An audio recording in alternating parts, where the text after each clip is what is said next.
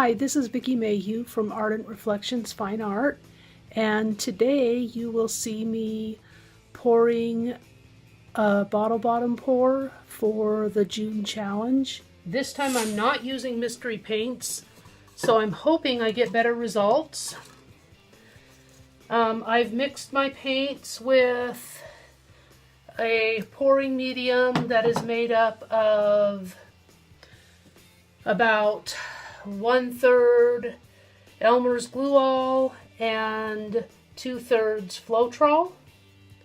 And then I mix that 1 part paint and 1 part pouring medium, and then added enough water to get a good consistency. I figured I was looking for a consistency about like honey. And to show you here, my understanding is it should flow freely off the stick, but still be thick enough to leave a coating of paint on the stick. Whereas the stuff that I used last time was way too thin and wouldn't have left a coating on the stick, and therefore didn't leave a coating on the sides of the canvas either. Now I want to do this for the bottle bottom pour challenge that's going on for June, even though I'm entering it a little late. And so I need to do it as a dirty pour over the bottom of a bottle. So I've already mixed my paints. I've added a couple of drops of silicone to each mixture. Welcome to the voiceover portion of my video. This is where I spare you, my viewers, all of my ums and ahs and just tell you the more relevant things I said while recording. I'm painting on a 12 by 16 canvas that's been primed with black gesso, which I figured would help if I accidentally left any unpainted spots on the canvas.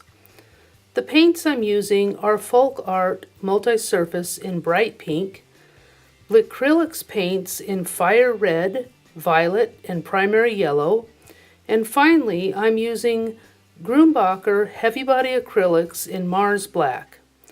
All have been thinned to about the same consistency.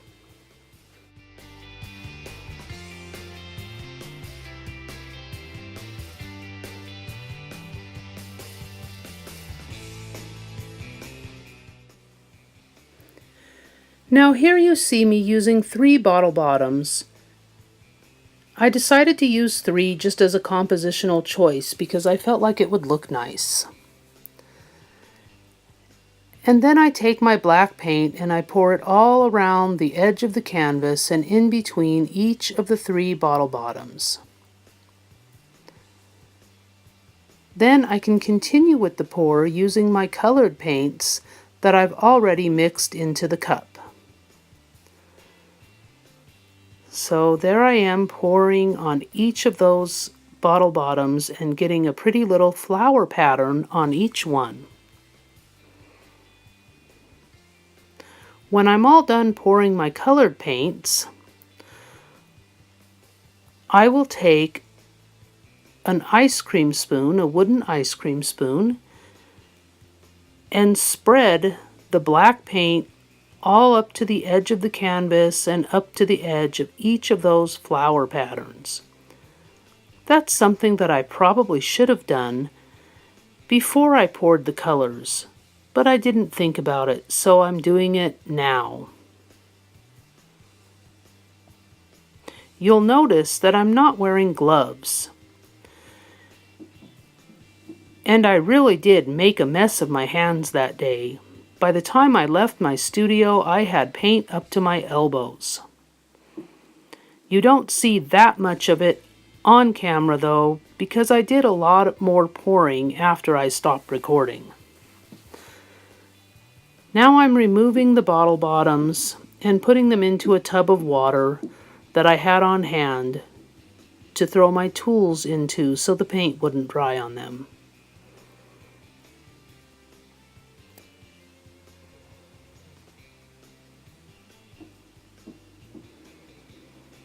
Then I finally start tipping the canvas.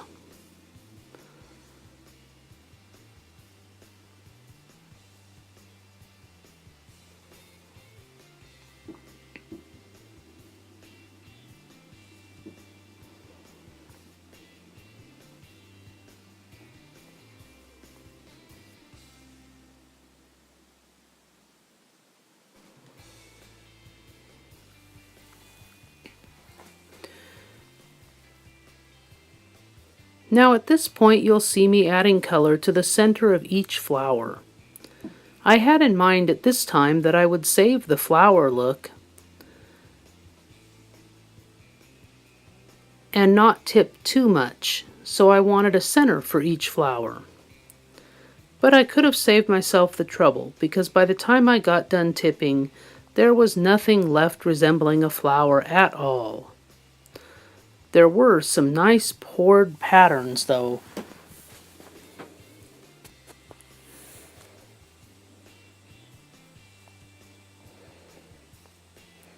Now, I don't own a torch yet, so I knew that I wouldn't be able to do anything to help cells come up. I knew I would just be left to hope for the best as far as cells go. So very soon here, I'm about to declare that I'm done and stop recording. But after I stopped recording, I did continue to tip the canvas more. And it changed quite a bit, and I come back after this section and explain that to you.